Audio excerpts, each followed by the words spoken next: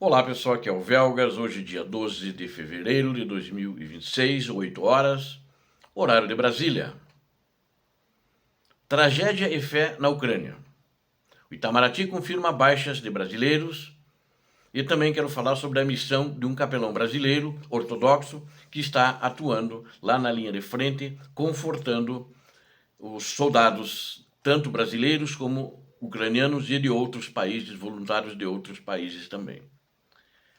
É importante notar que essa guerra, o custo humano da guerra ganha números chocantes e uma face de esperança para os brasileiros, enquanto o Itamaraty confirma o falecimento de dezenas de compatriotas nossos, brasileiros.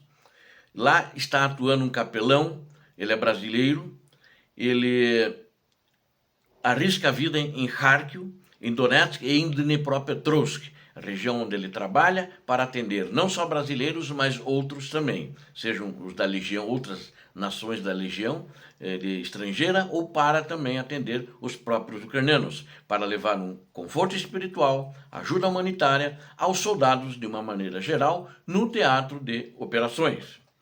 Esse acho que é um tema muito importante, tenho certeza que vocês vão gostar, e principalmente que a maior parte do vídeo, ou se não a sua totalidade, diz respeito aos nossos compatriotas que foram ser voluntários na Ucrânia. Estão se saindo bem, com muita bravura. Fique até o final que você vai gostar comigo nesse vídeo. Bom, sejam bem-vindos, vamos continuar no tema. Eu quero antes pedir a você que não é inscrito, inscreva-se no canal. Aqui você vê a verdade, somente a verdade, fake news não são permitidas. Peço a todos que deem um like, que compartilhem com suas redes sociais, indiquem o vídeo, indiquem o canal, recomendem e também façam seus comentários sempre muito bem-vindos. Eu conto com vocês. Muito obrigado. Hoje o dia amanheceu com notícias difíceis. O Itamaraty atualizou dados sobre nossos compatriotas no teatro de operações ucraniano. Eu falei hoje, mas na realidade essas notícias começaram de chegar ontem cedo, né? Que foram geradas anteontem, mas ontem cedo elas já começaram a ser geradas e a chegar. A realidade é dura.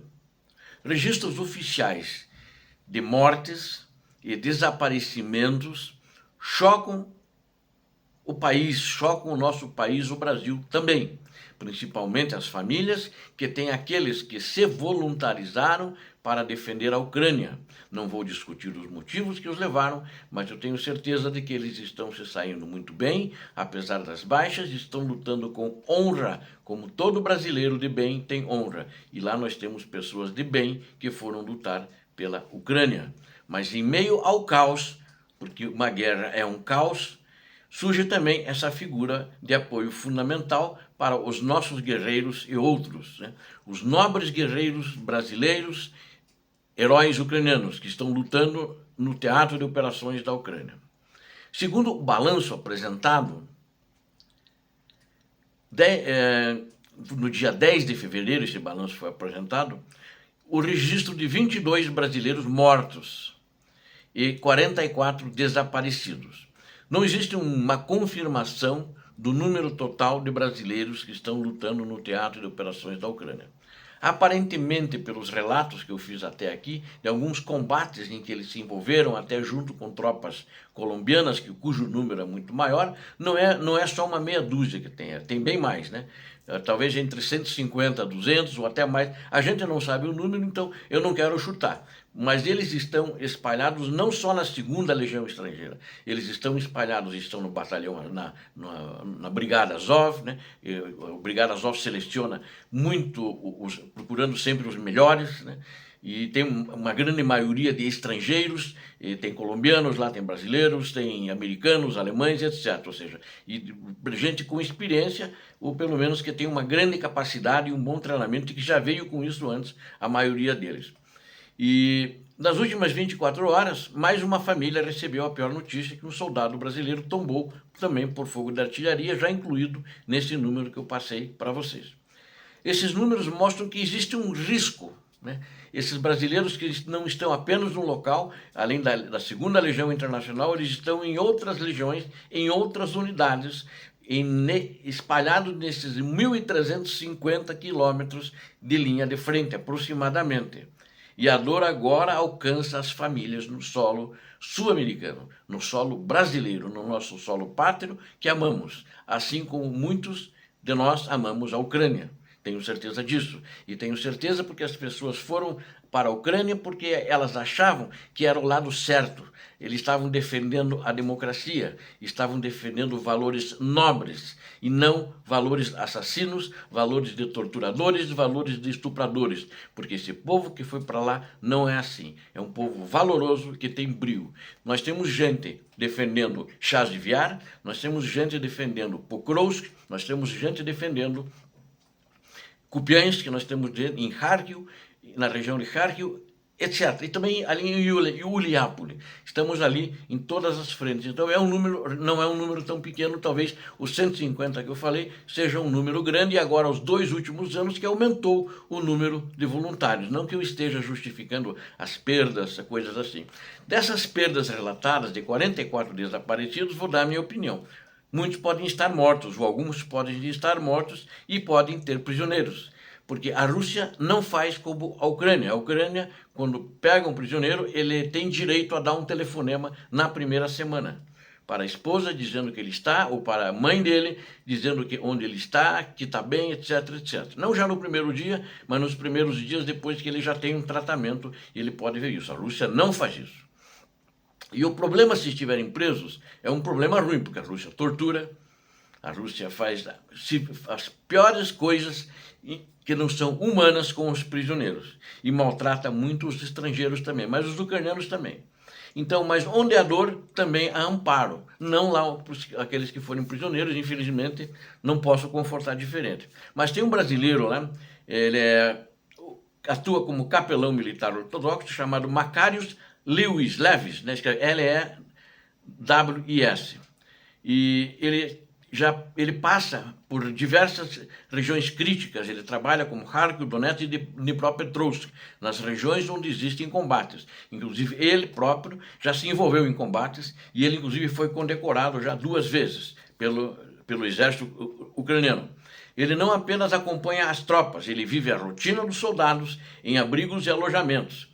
O Makarios, o capelão Makarios, ele realiza batismos de soldados que não foram batizados, que não querem, caso aconteça o pior, que não querem não ter o sacramento do batismo. Ele faz comunhões e a difícil tarefa de orar com os guerreiros antes e depois de cada missão. Além do suporte espiritual, ele faz o trabalho pesado. Ele resgata civis em áreas de risco, leva feridos aos hospitais, e aí, nesse caso, são ucranianos, esse resgate de feridos, não são só os soldados, né?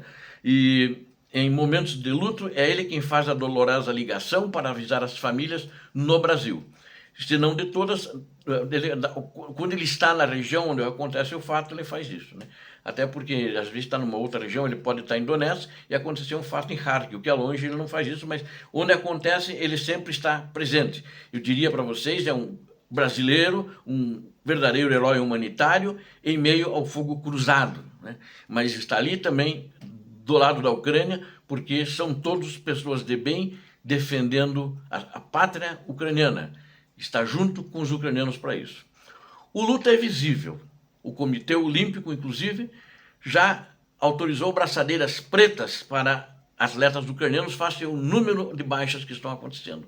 Não só dos brasileiros, mas dos ucranianos de uma maneira geral, que são bem menores que as dos russos. Enquanto as baixas russas são estimadas em aproximadamente 1.250.000, faltava poucos soldados ontem para chegar a 1.250.000, aproximadamente, eu arredondei. As ucranianas, segundo o presidente Zelensky, 55.000, mas com os desaparecidos, que eles não sabem onde é que estão, mesmo a situação dos brasileiros, chega a 140.000. O trabalho de homens como o capelão Makarios se torna o único fio de humanidade em uma guerra de atrito que não poupa ninguém. Esse vídeo eu quero, na realidade, fazer esse vídeo que é de respeito àqueles brasileiros que partiram para lutar na Ucrânia, partiram para lutar pela Ucrânia, e alguns não voltaram e alguns talvez não voltarão também. A diplomacia acompanha os casos, mas são os brasileiros no teatro de operações que sentem o real do conflito. Não se esqueça de se inscrever para acompanhar o desdobramento dessas histórias, né? É muito importante. A posição do Itamaraty tem sido muito madura, que também tem acompanhado o que acontece com os brasileiros. Mas nem eles sabem quantos brasileiros, de fato, estão lutando lá no Teatro de Operações Ucranianos. Obrigado a todos vocês que assistiram esse vídeo. Conto com vocês. Inscrevam-se no canal, deem um like, compartilhem com suas redes sociais, façam seus comentários. Vamos acompanhar juntos o desenrolar dessa guerra. Deus abençoe a todos vocês. Deus abençoe a Ucrânia, Deus abençoe o Brasil. Paz e bem, paz para toda a humanidade.